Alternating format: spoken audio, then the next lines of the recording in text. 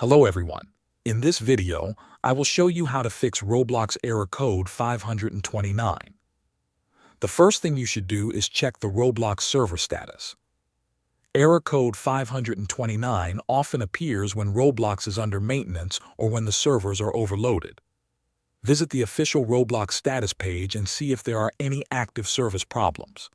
If the servers are down, you simply need to wait until everything is working again.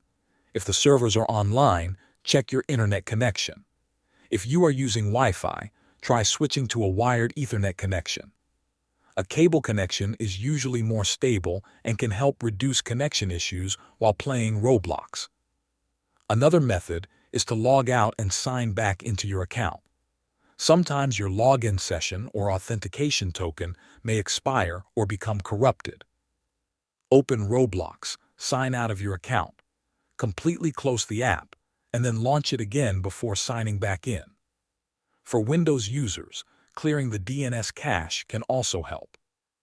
Type CMD into the Windows search bar, right-click Command Prompt, and select Run as administrator. Type ipconfig/flush DNS and press Enter. After that, restart your computer and try opening Roblox again.